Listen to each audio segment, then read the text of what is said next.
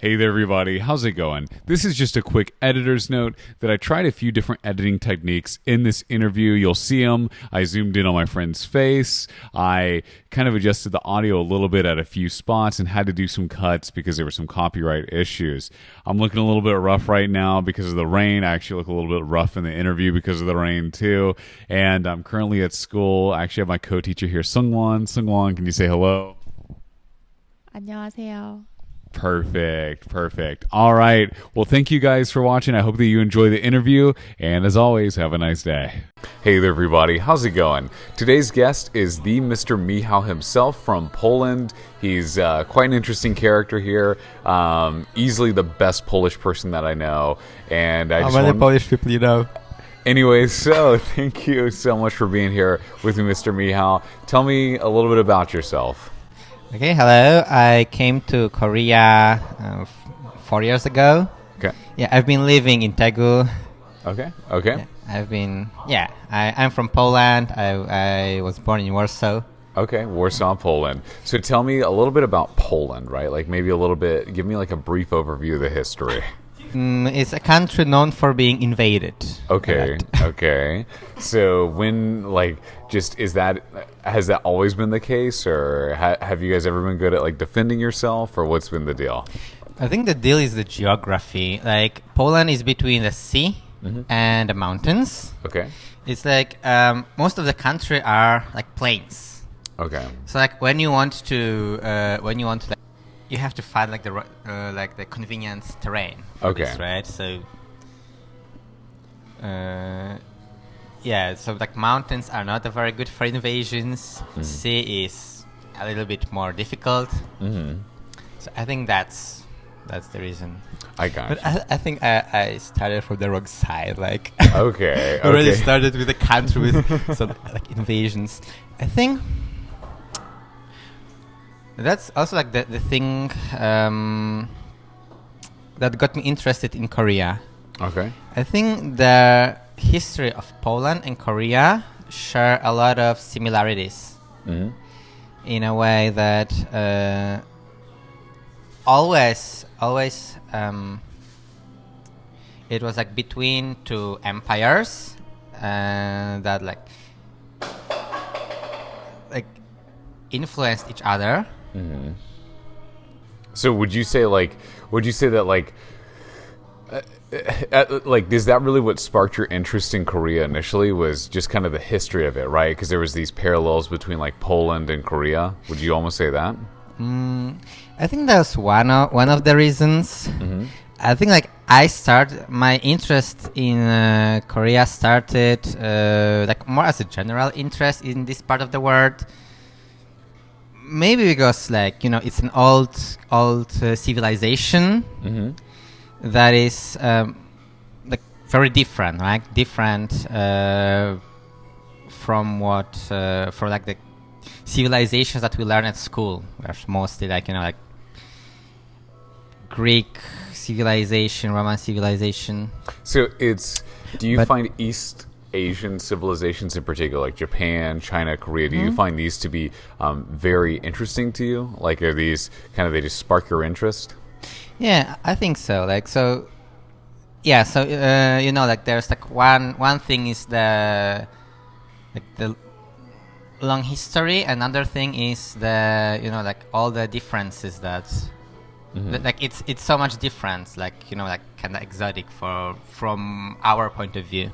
Right, and it's because I think we have a very Western point of view, right? Yeah. Right, ours is very just different than. I think, and like going back to history, I felt like what I learned in school was like super European based, like super Eurocentric. To be fair, though, you are from Poland, so I mean, I would expect it, I guess, to be a little bit more Eurocentric. Yeah, but I feel like we learned like the amount of the material about the history of ancient Greece was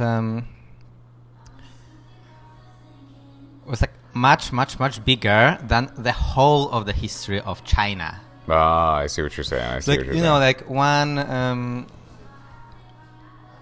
one point on the timeline of European history got more focus than like the whole history of 2,000 years old civilization. I see what you're saying. Yeah, because and now to be fair, I don't know if you feel this way, because I felt this way at least going through like U.S. history, right? It's like, you know, when we would talk about things, it was from a very U.S. point of view, or a lot of stuff that we didn't learn about. Okay, but honestly, like, I don't think like you can get like too much of U.S. history in a way that it's not that long. Yeah. I mean, it's more in depth, I guess, than I guess that at one point, like I don't know the American system, but I guess that at one point, since like the American culture comes from Europe, mostly comes from Europe, that at one point you also learn about European history mostly. Is it true? Yeah. So you actually have to learn about European history, and you have to learn about what it was that kind of brought the pilgrims, right? Because those are the people that initially came to the U.S. Or what would become the U.S. later, and we'd learn a lot about that. So we would learn a lot of European history, and we would learn about, you know, ancient Greece, ancient Sparta, ancient all these civilizations, and what led up, and, you know, you'd kind of cover those. So that was interesting. But so like I mean, yeah, it is interesting, but I think like I started reading a book about the history of China, and I realized I knew literally nothing about it. So like the part of the history in this part of the world that we actually start learning in school is maybe around the war in the Pacific. I feel maybe like there would be some mention about like 19th century, but like mostly like, you know, we talk about Korean War. We know we talk about like Chinese Civil War. Right. But not much about like, you know, like the emperor's times. Do you feel like, so if you could change something about like the Polish education system, what would you change about it? Like in terms of the history, what would be something? Yeah, so much. But would there be the whole system? Would there be something in particular that you really want to like do? Very like, hey, you know, maybe it's required to have, I don't know, a month out of the year on Chinese history. It's required to have a month of the year on Eastern history or something like that. So like if we are talking about like education of history, particularly, yeah, I think that like the way that it's taught, it's like Eurocentric way, is very like outdated. Okay. Because like the way it taught that way, like one of the things is of course that we live in Europe, so we mostly learn the history of where we live. But another factor maybe that for much of the time Europe was like a center, kind of like center of the politics of the world. And you know, there were like European countries fighting each other.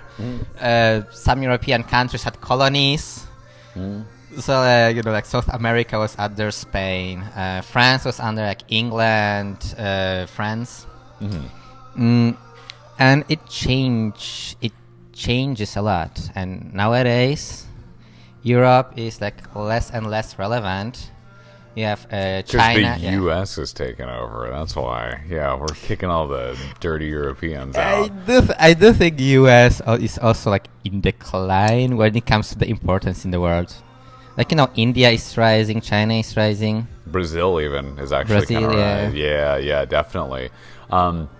So what's like some interesting, because Poland didn't really exist as a country up until somewhat recently, right? Like we exist as a country since 966. 966. Did you always have the territory that you do now, or did that change a lot, or how exactly did that work out? The territory of Poland changes significantly through the history. Okay. I think like what is interesting that the territory that we have now is actually quite similar to the territory of our first state, like the territory of Poland when our country was established. But like when you see the territorial evolution of Poland, It's like it got like it got like changed a lot, and eventually returned more or less to the original shape. Oh, okay. So here it is originally, and then through time it all changes, and then it goes right back to where it started, pretty much. Yeah. Very cool. And so during like I know World War II, Poland went through a really hard time, Yeah. right? And then during the Cold War, I believe too, you guys went through a bit of a rough patch, Yeah. right? So like since Poland started as a kingdom, like the symbolic date of the start of Polish statehood is when the Duke of Poland took Christianity. And he got baptized. He took Christianity from Rome. So like a lot of missionaries came. So it basically connected Christianity. It connected us to the European culture. Okay. So like since that time, we had we have writings. So we don't know that much about the history before. Okay. Because it was not recorded. Right. And when what year was it? Was this in the 900s? Yeah, 900s. Okay. So after we had like the moment of greatness around like 15th, 16th century. So there was a union with a Lithuanian state. It's called as like Polish-Lithuanian Commonwealth. It was, I think, the biggest territorial extent of Polish state. At that time, our kings became elected. Okay. So it became kind of a democracy. More like oligarchy. Okay, so there's only certain people could It's called democracy, but only the nobility could vote. Okay, so that is more oligarchic, I guess. Yeah, but the king was elected by like popular vote among nobility. Okay. And over the time, the whole system became more and more corrupted. Like foreign powers like tried to influence the politics more and more. Like they could like pay the nobles to vote the way they want. Like lobbying nowadays. Lobbying. Yeah. So I want to go back to what I said about the similarity of Poland and Korea. Okay. So at one point, when the corruption of the system led to the country being influenced, in case of Poland, it was the influence mostly from Russia. Instead of Korea, it was the influence from Japan. At that time, like people actually started the reform. It's like people came with saying that, see, our country, we have to like defend independence. So to do that, we have to reform our political system. We have to establish like education, the right education. We have to develop our culture and preserve the culture. But like it was too late. Right. It was too late already, and in the end of 18th century, our three neighbors, Russia, Prussia, which later became part of Germany, and the Austrian Empire, they divided Polish territory among themselves. So for more than a century, there's no Polish country on a map. Okay. Yeah, I guess that's what I was kind of getting at earlier when I said, I know Poland obviously has been around for a while, but I guess modern day Poland is really what I should have said. Yeah, I've heard that it's actually relatively new. So, like in 19th century, 19th century for Europe was a time where the national identity was forming. Right. Because before we have a time of the countries that are based on ruling dynasties. But you have like certain groups of people that may have different language, different religion, but like they see like the king that they are under. The king that they are under is of different religion. He speaks different language, and they don't really like feel the same identity. Right. But they see that they see the people around them are more similar to them. So that's what's called like the national awakening. Okay. The awakening of like the nations in Europe in the modern understanding. So for Poland, we no longer identify with the state, because the state is actually a foreign power that took our Polish country,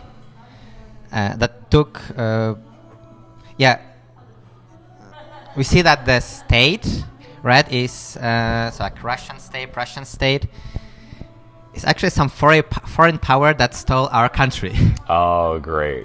And they're like Polish people with Polish culture living in 3 different countries, but they see that, okay, we come from the same root, we speak the same language. So yeah, at that time it's also like kind of national awakening for Poles. That's where a lot of our like literature comes from this period. You have Romanticism in Europe, and Romanticism is like we have to fight for independence, but like after we have a few uprisings that failed, people are like, okay, maybe that's not the good way. Like, yeah, the only the only result is that there are more and more repressions. So at that time, people are starting to think maybe we should first like prepare the ground for future independence. So later, when an occasion comes, we can fight our way to independence. But for now, let's focus on education. Let's focus on like integration. Let's focus on like some social welfare. Maybe stop with the uprisings and with the killing each other all the time sort of stuff. Yeah. So this is interesting, and I know the national language in Poland is Polish, Yes, right? yes. But you speak English, obviously, and you speak it very well. How did you learn English? In school, like if you live in Europe, we have small countries, right? No one outside Poland actually speaks Polish. Polish is kind of difficult to learn. So like if you want to, like have bigger opportunities, it's kind of basic to know English nowadays. So like Poland is like still in Europe. It's like middle-sized country. You have like Czechia, you have Lithuania, Hungary, which are smaller countries with their own language. So in Europe, we know that if we want to communicate with each other, we have to like speak English. And you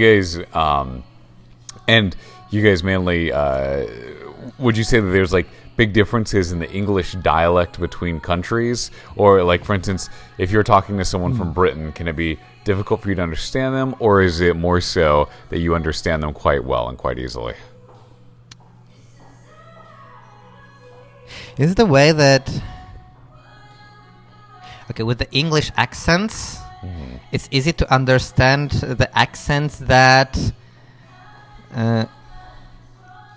you actually like hear, right? In the culture, in the media.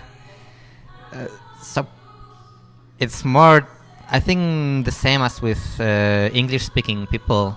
It's difficult to understand, like some dialects from Northern England. Yeah. Like some Scottish dialects yeah. or some Irish dialects.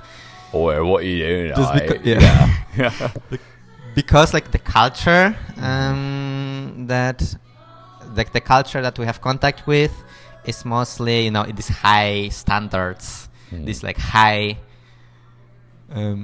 prestige dialects.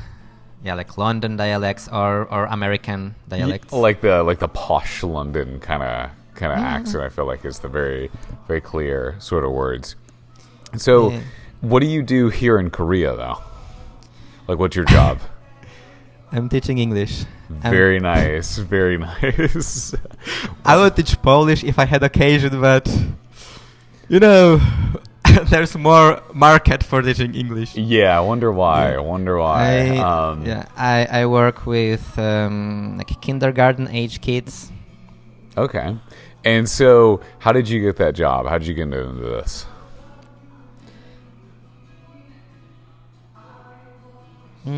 I think my first job in here was in an English in a kids cafe. Okay. English language kids cafe. So at that time they just look for people, foreign looking people. And they just assume that we all speak English. Yeah. Right. They just see a 외국인, which means foreigner.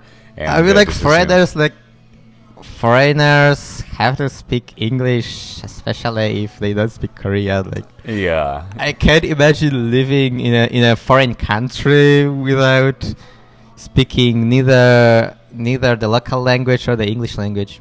I gotcha. Of course, like the foreigners that live here speak English. Mm-hmm. So through the contacts that I had in the kids cafe, some people like sometimes they needed substitution in some other jobs they had. Sometimes they could like introduce me. So I think most of the jobs that I got were through social network, actually. Okay. I feel like that's the way that most jobs just in general kind of work, right? You know someone who works there, know someone who used to work there, something like that, and then that's how you kind of get it. So what brought you to Korea of all places initially? I know that you said that like you like the history and you like all this stuff, but it was like there was a personal reason for that. I gotcha. Very cool. And so now that you're here, now that you're teaching, now you got your almost your life kind of set up here. Do you want to stay here for long term? Would you say, or do you want to travel around? I think I would like to stay here. Okay. Of course, I would like to travel, but in a way that I would like to visit other countries, of course. But I think like here nowadays, I feel I built something for myself. And yeah, I built some, like social network. Like now I have a girlfriend from here. So sorry, ladies, he's taken. Hate to break it to you. Yes, and I am kind of accustomed to living here. In a way that with all the like advantage and disadvantages, I feel like step by step, I have more and more like knowledge about how to live here, how to live in this place. Where should I go? What should I do? Like even like basic Korean I speak. And what's your method for learning a language, right? English, Korean. Is there any particular like tip or thing that really works well for you?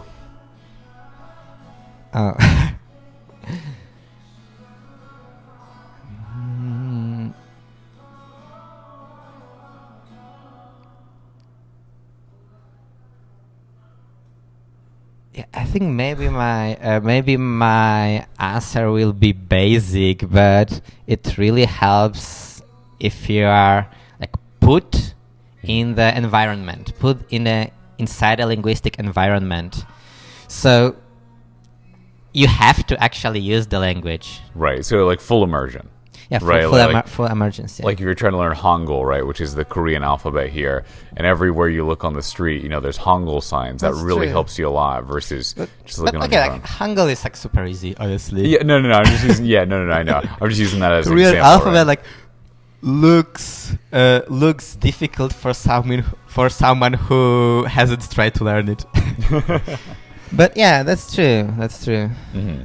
And I have learned some languages just for a hobby, but if I don't use it, I forget it because I don't need to use it. Either use it or you lose it, right? Yeah. That's the saying. There's a barrier, like the linguistic barrier. It's usually not that much about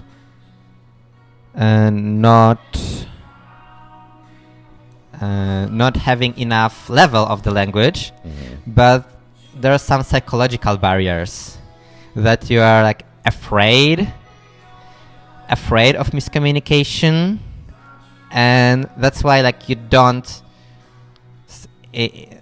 try to speak in a foreign language in foreign environment.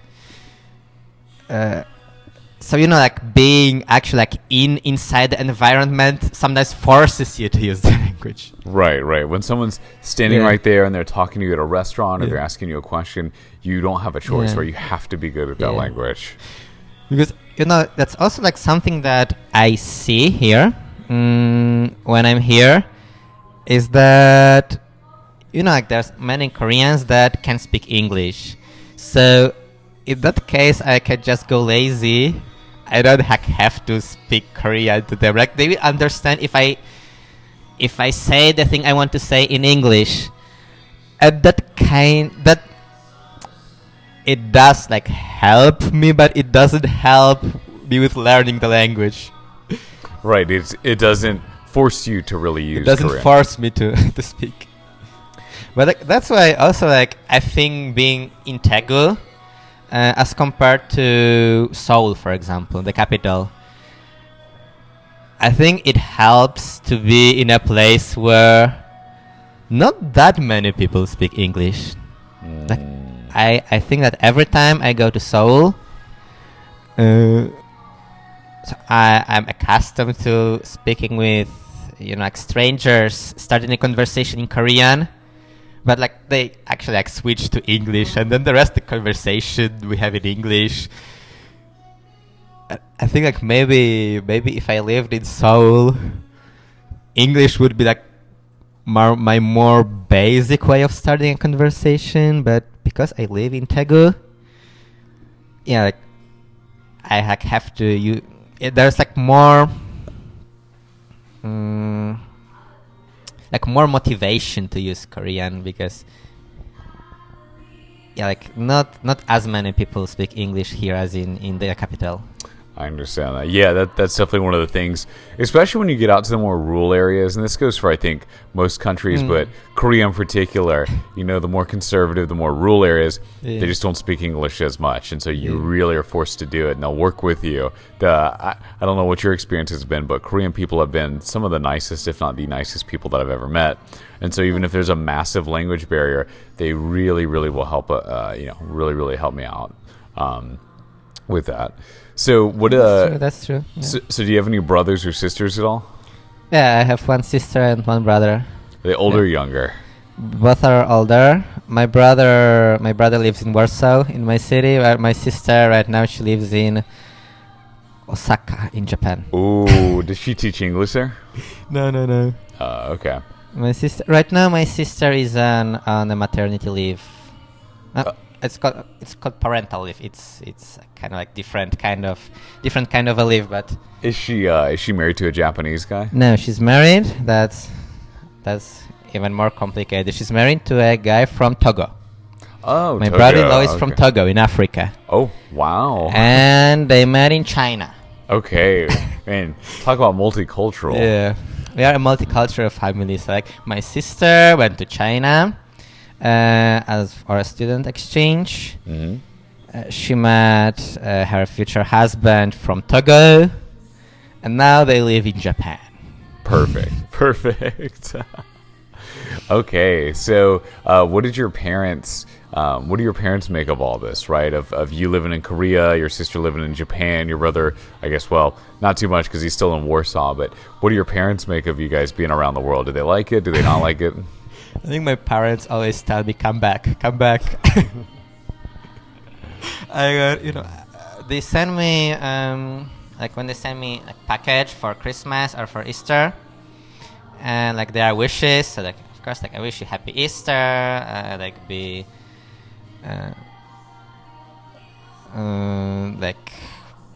be always surrounded by good people, stuff like that, and like I hope the next Easter we can spend together. They always put those little comments in there, right? The come back home comments. But like my mom likes traveling, so for her it's also a good occasion to see Korea, to see Japan. She can just come and explore the world by visiting us. I got you. And so, are there any Polish traditions or Polish holidays that are very kind of like maybe a little bit out there that the rest of the world wouldn't necessarily know about? Most of Polish traditions, most of like holidays in Poland, we share with other European nations. Like Christmas is the most important. You have Easter. The traditions themselves may differ a little bit. It's like Santa Claus. When do Santa Claus come to your house? So like Santa Claus comes Christmas Eve, right? And he drops off the presents, then he leaves. Yeah, but do you actually see Santa Claus? No, but you leave him out milk and cookies. Yeah, in Poland you don't leave milk and cookies, but you get to see Santa Claus. Okay. Oh, you get to see him. We see him at the mall. That's our thing. You can see at the mall, but yeah. The most important day of Christmas in Poland is the Christmas Eve. Okay. I think that's the same in South America as well. Yeah, I think probably, some probably. Hispanic cultures, yeah. Yeah, it's like it differs from like every country country to country. So like during Christmas Eve, at least in my family, one person dresses as Santa Claus. Comes with a big bag on his back and gives presents to everyone. Man, I gotta come to your family events because we don't get any of that. They just appear there magically. Yeah. And man, I'd love to see my sister dress up as Santa Claus. I feel like that would be just absolutely make my Christmas wild. Yeah. So speaking of that, are you religious at all? No, I'm not religious. Are most Poles religious? Would you say? Yeah, most Polish people are Catholic. Okay. We are like strongly Catholic country. I would say that in Poland we are mostly either Catholics or former Catholics. And you, I guess, would be the former, right? You'd be a former Catholic. Yeah, my family is Catholic. Okay, but you just kind of said, this isn't really for me. No. I think it's more and more recently in Poland. More and more people leave the church. Okay. From many reasons. I mean, honestly, the church and politics in our country are very connected, intertwined with each other. And I think probably that's the reason why most of the Polish people leave the church nowadays and become non-religion. Also, it's the church in Poland, Catholic Church in Poland, is very conservative, even in the eyes of Catholics elsewhere. Question is gay marriage legal in Poland? No. Okay. No, it's not legal. It's not recognized. Okay. Yeah. So actually, here in Tagu, once I was on a queer festival, on a Pride, and one of the stalls. Give me 1 second. Yeah, you're good. You're good. One of the stalls was from Catholics supporting LGBT. Okay. I think in Catholic Church, I think it's like super like radical group, I would say. Yeah. But yeah, there are such groups in Poland too, in Korea. So I was like speaking with these people. So yeah, I'd say like, yeah, like I'm from Poland, and they're like, yeah, I understand. Like, we have heard about the church. We know what shenanigans you guys are up to. Yeah. And so I know you're not religious. Are your brothers and sisters, are they religious? As far as I know, yeah, as far as I know, they're still Catholics. Would you say that you're close to them in general? I'd say we are kind of close. It's not like, I know like for a lot of people, like they speak with like siblings maybe like every day or every 2 days. In my case, we have a big age difference. Mm-hmm. So we weren't like close in this sense, but I'd say that as a family we are close. Like we are visiting each other. I was in Japan visiting my sister last year. She also came here to visit. Yeah, especially now that my sister has a daughter. So yeah, from time to time we are just like speak, because also my niece likes to talk with family. Like she's alone there. Yeah. Just kind of, I guess, keep in contact with people, have some social stimulation. Now, do you want kids? Oh, we got deep. One day, is that something you want, or you don't have to answer if you don't want to? I'd say maybe. Mm-hmm. It's not that like my big dream is having kids. It's not like that. And I know that like in the past, I had some views that I don't want to have kids. Nowadays, I think that maybe it's also because I've been working with kids, so I'm not as scared of the concept itself as as in the past. I'd say maybe not. It also depends on the partner. Right. I could see that, if your partner is very adamant about not wanting kids and then I'm okay with it. Yeah. I mean, it's like nowadays I don't have problem in any way. Yeah. But like I don't want what I want to say. I don't want to have kids now because I think I'm not prepared right now. I don't have a life that is stable enough to have kids right now. In the future, maybe not. Well, so how old are you? I'm 29. 29? I was born in 1996. Okay. The year of rat. The year of the rat. Explains everything. Yeah. Everything. So rats are smart and a little bit lazy. When I was in China the first time, I don't know. I feel like rats aren't lazy though. I feel like rats. I mean, have you seen Teenage Mutant Ninja Turtles? What's his name? Splinter. Yeah, would not call Splinter lazy. Maybe some are that. Yeah. Did you? Okay. So, I guess like, what are your hobbies, right? What are your pastimes besides obviously coming to cafes and getting interviewed by Americans? What kind of stuff are you really into? Talking with Americans. Yeah. Sometimes you don't get a choice. No, but honestly, I like talking to people of different nations. Mm. I feel like I always find it really.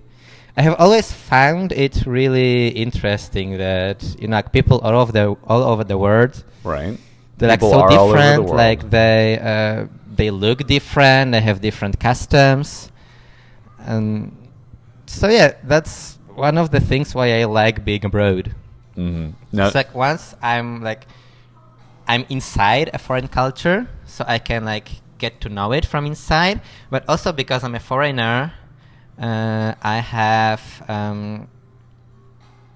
like I'm inside naturally. I got inside a foreigner community. Yes. With the people I work with are from different, very, very, very, very different countries. And yeah, so I broaden my knowledge. It also changes perspective a lot. But yeah, back to your question about hobbies. Yeah. I like to sing. Okay. I like to sing. So one of the things I like about Korean culture is that people go to noraebang a lot. People go to karaoke a lot. Karaoke is very big here. Yes. very, very popular. Very I love big. it. I love it. Yeah. I like going to karaoke. I have been in Poland. I have been in a musical theater group. Okay. I was established in a high school by one of the friends who just had a dream to make musicals. So yeah, it was like a really, really interesting time. Like I could sing, but also it was connected to my other hobby, which is linguistics. Because sometimes we translated some musicals that are originally in English. Okay. So like, for example, there is a group called Team Starkid. It's a group originally started, as far as I know, on the University of Michigan. It's like you can check their YouTube. They have they make parody musicals. Okay. So there's like a parody of Harry Potter, parody of Disney movies. Yeah, once we performed one of their musicals, Twisted. So we translated it into Polish. So I was the leader of the translation team. Very cool. Yeah. Well, that's actually really cool. And yeah, and they were like, as far as I heard from the colleagues that were actually contacting the group, was like, they're like, you're going to translate it into Polish? Wow, cool. So they were kind of like blown away, right? They were kind of impressed that you were doing that. Yeah. Well, what language would you say that you really want to learn next? What language I want to do next? Learn next. Like first, I of course want to deepen my skill in the languages that I have already learned. Like Spanish and Russian. I'd like to learn Chinese. Cantonese or Mandarin? Mandarin. Okay. I think Mandarin has simple tones than Cantonese, as far as I know. Like I can understand the tones in Mandarin. I actually have a friend in Taiwan. That I met while being in Taiwan. So her hobby is learning languages. Okay, she's a polyglot almost herself. She is a polyglot. Actually, she knows a lot of languages. Okay. And I was surprised because when I met her, she already could speak some Polish. Oh, wow. I was like, why do you want to speak Polish? And she's like, yeah, it's not a big language. It's not like a mainstream language, but it's big enough to have materials that you can find online to learn. Right. If you say, I speak Polish, right, people know what you mean versus I speak Esperanto or something, right? People look at you kind of weird, right? So I feel like Polish has some limited usefulness, I'd say. Oh, she's talking to you. That's the only use that she needs, I guess. Yeah, but so we were after I went back to Korea, like we were contacting each other as a kind of Chinese, like Mandarin Polish language exchange. Okay, cool. And you guys are still friends to this day? Yeah, we are friends. Although recently we had like less contact because of different actually personal issues. Like each of us was busy. But yeah, we are in contact, and yeah, from time to time we call each other. Very cool. But yeah, So let me ask you this, Michał. What's something that you just want the world to know about you or about Poland or something related to you, right? Like if you could tell them one thing, what would it be? You got anything at all?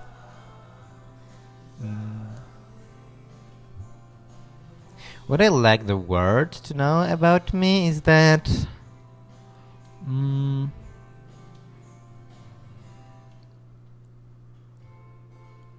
okay, maybe like first, what I would like Koreans to know about Poland. Yes, say this, yeah.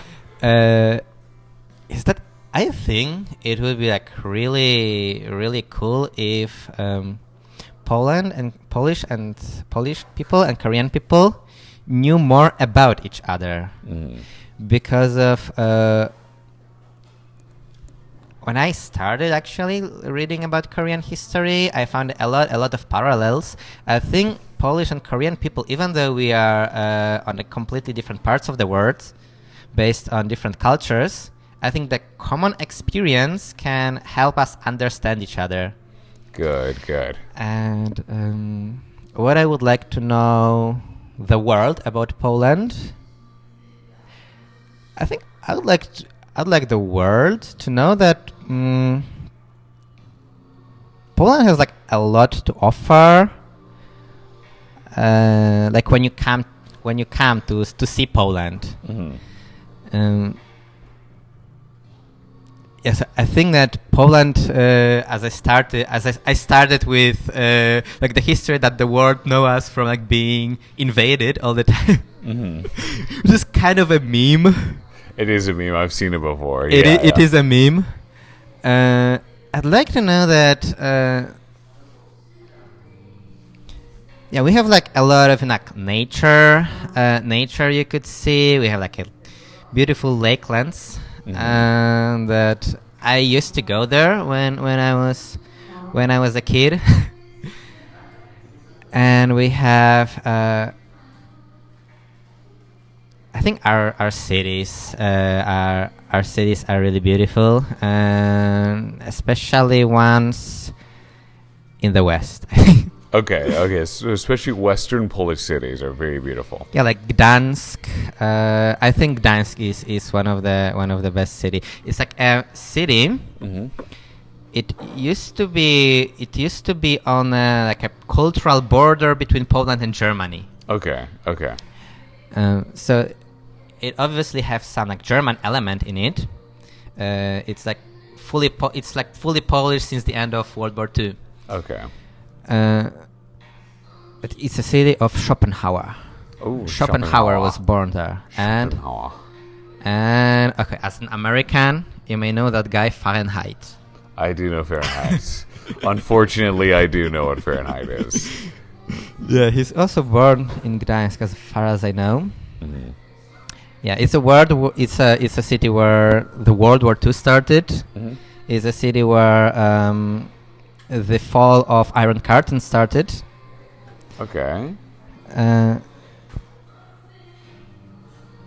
So there's a rich history, but I think like visually the old town is very interesting to see, and like from there there's like 1-day trip to an old a castle that was built by Teutonic Order. It was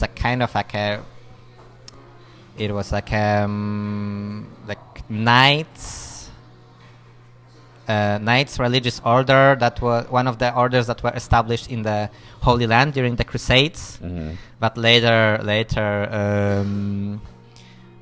came back to Europe. Like Poland has fought a lot with like everyone, it feels like, yeah. With this like Teutonic Order. But yeah, they have a castle that's on UNESCO list. 1-day trip from the city I've mentioned.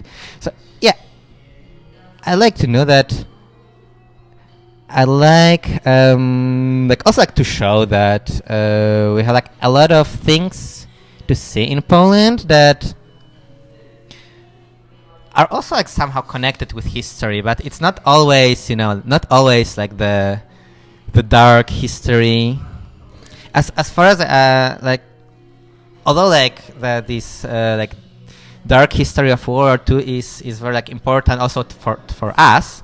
Like you will see it when you come to Poland too, but I think it's also like, you know, like prosperous country. Yeah, it's doing very well. It's in the Yeah. EU. Yeah. It's overall, I mean, it's definitely doing very, very well. Yeah, I know that, and certainly very good. Well, thank you so much for doing this interview, Mr. Michał. Thank you for telling us about Poland. Thank you for telling us about yourself and about how you're an English teacher here in Korea. And thank you for watching the interview. Have a nice day. Have a nice day. Have a nice day.